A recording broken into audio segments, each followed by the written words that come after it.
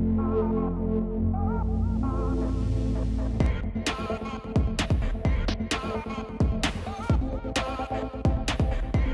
Rajesh Sukamanchi. I'm from Clubr Technologies Private Limited. It's a nightlife discovery platform, and we are into live entertainment scene and all. So before pandemic, we started as a discovery platform where people, which actually caters to exclusively for nightlife industry, where people can discover events, deals, or packages for the nearest club and directly make reservations or book tables or tickets. That was a whole scenario, and then when we started off like that, and then we eventually graduated to providing white label solutions for a venue or an organizer or a live entertainment gig. And basically now we have a robust platform where we talk about one link integration, and then we talk about other aspects like tribe community, where they can access to hundreds of influencers at any given point of time within our platform. So we give them complete holistic technology setup with us, basically multi-dimensional. I wanted to actually have a very short name which can actually resonate well with everyone. So I was looking at domains and all, and then basically Clubr is nothing but CLUBBR, Clubbers basically. So I've actually shortened it, truncated it in such a way that it's quite short and basically easily relatable, and that's the name, nothing more than that. Logo is more about basically all nightlife and all. So basically the disc. Basically that disc is basically a DJ disc. So there are multiple designs that our designer gave us, a creative team came up with, and this is what we were actually using another logo, and we actually revamped it recently. So that gives a very modern look, and basically which can be relatable to anyone. I was working with Deloitte for some time, and then quit Deloitte and started my own venture which was into online grocery store way back in 2007, 2008. So it was an online grocery portal, which actually you can buy groceries and sell.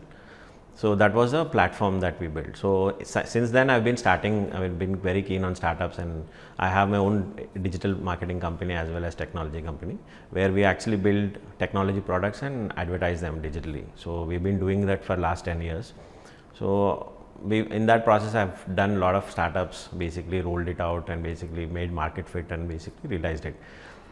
And then basically when I was actually looking at a next idea, the basic nightlife struck me a lot, because this industry is completely fragmented, and if you look at actually holistic view of it, see, everyone is taking bits and pieces of it, like major platforms are consolidated in only certain parts of it, but if you look at in depth of it, there's a lot of manual work, and everything is actually unorganized, and everything is actually in very fragmented places, like one individual actually controls a complete club. So that is where I thought probably there's a lot of scope in it, and then I started digging deep into it and then developed a product. So initially I launched it in Hyderabad, and then basically tried to test waters there and basically get the market fit. And as I told you, it was pandemic. Basically we started in November and we had some good traction, and we were actually getting all the venues in November, by December, end of December. You know, by January, February we have to stop it completely because of the pandemic, and there was no scene of events or anything like that. Complete industry was actually come to a standhold. So at that point of time, I was actually trying to see how to take it further, because I know even after pandemic is opened up, I think there'll be crunch in terms of paid events, people turning up. So that's when I started looking at Goa as another platform, but I didn't want it to actually come as a discovery platform. So for multiple reasons, strategies that had. So I started giving technology to the individual promoters. Let's assume an organizer or a promoter. I can actually, they rely on all the third party aggregators for the ticket selling and all. So I wanted to actually build sustainability for them and basically give them technology, so that I take out all the ticket selling and other aspects of this thing, and they can only focus on their core aspect, which is actually organizing an event and curating the event. So that's where I started looking at Goa, and then we launched our first gig in March. And since then we've actually taken off. First event was very successful, and the organizers we had a lot of traction among them. So that's the journey that we started, and then basically eventually we started deploying into white label solution.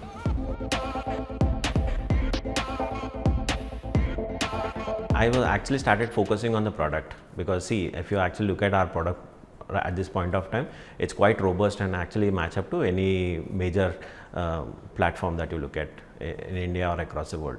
So what we did was basically we started, now that we know we've already tasted the success in Goa with the events and all, we started actually wiring all the processes and basically digitizing even a smallest bit of it, and try to develop the product in such a way that once the pandemic opens, we have an advantage on our side rather than actually thinking about what has happened. So there is nothing which I can do about it, but the only thing is if I can actually build a better product, I know for sure that there's a market for it. So that's where we actually strategized and basically gone back into product development mode, forgetting about everything, and then building and wiring every manual process that they do.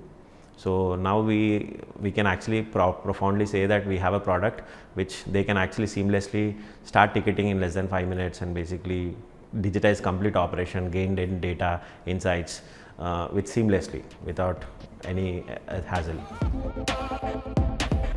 So initially there were a lot of hurdles for us also. Basically people were thinking that we already have some discovery platforms, major players who can actually bring in some ticket sales for them. But we were actually helping them, make them understand the sustainability factor.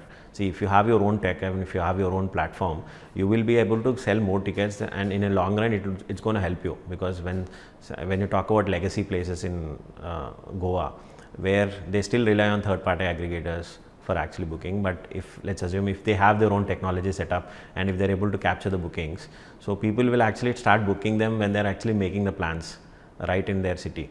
So that digital engagement is what we promoted, and then basically I was able to give some numbers to them, convince them how it will be an advantage for them to actually invest in this and basically invest time in it, so that over a period of time you have a sustainable platform where people can go onto your website or a mobile app and directly book tickets or packages.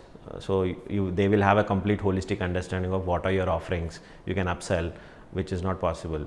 So all these factors, slowly we started educating them, and once few people taken up, and basically it's just a matter of time that others will adopt it. We have a complete team who can actually help them design the packages, and the advantage with our platform is when we talk about an organizer or a major organizer who has an organic pull to them, so he can crowdsource his own event, crowdfund his event. Let's assume if he's announcing a party or anything, he can sell tickets and reinvest that money into the event, because we don't hold the money till the end of it, because ticketing or anything has happening on their own label. So he has access to money instantly the next day. So a lot of organizers have actually taken its advantage and started doing more and more events.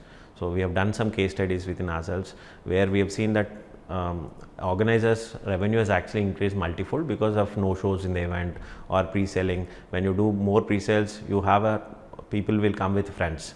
Not only one person, they'll actually bring their friends along with them. So we have seen a lot of pull in terms of more number of visitors coming in, and basically they have funds better managed and all. So we give the holistic, and we have account managers who can help them design packages in a better way. So all this wiring is already done. Basically when a venue comes out, we actually set up a meeting with them and basically help them understand, position themselves. See, honestly speaking, I didn't had any resistance from anyone in Goa. They didn't had any trust factors because of that kind of technology that we came in. We already had a set product in place, and our first event was highly successful event in certain particular genre, which we sold considerable amount of tickets and got in more than 3,000, 4,000 with just our app. So it was actually kind of revolutionary for them, having everything done on their own label. They can give their complete brand experience. So in that way it was smooth for organizers, but basically venues will take some time to understand because of the trust factor and all. I think that has actually overcome over a period of time because we have big names now. So everyone, I didn't see any problem, and Fiire has been very kind with us, had some introductions done, and so I had some connects with myself. So I think it was not very challenging for me as such, penetration of market, because the product has need for it. So when you have a product which is actually market fit and need for it, and I don't think these small things will actually come in. Even if they are, they'll actually fall back at some point of time. We are actually, whatever tech that we are building is not some sample tech, it's a very emerging tech, that's whatever the best technology that we're using. And then everything is encrypted with 128-bit encryption, whoever is actually entering the registering details or anything. So all the data is at cloud. So I already have a tech background, so I mean we kind of wired it up, all these aspects. And even if you look at what the data collecting from the users, we are just collecting, we are not taking any PII, personal identifiable information from them. We just take phone number and email ID, and we think that is good enough, because if club has to profile, they'll actually profile at the venue. So we just take that information to only pass the ticket details. I have a good friend in Hyderabad, so Sanjay, who's introduced to, is basically a venture capitalist himself. So he's actually connected us to Fiire and Prashant and Tejas. So they've been very kind, and basically they've thought about the idea, and then they were basically very receptive towards it and trying to help us in terms of any contacts that I wanted and all. So I think it's been good. I mean, whatever I should see, basically I had a connect from them.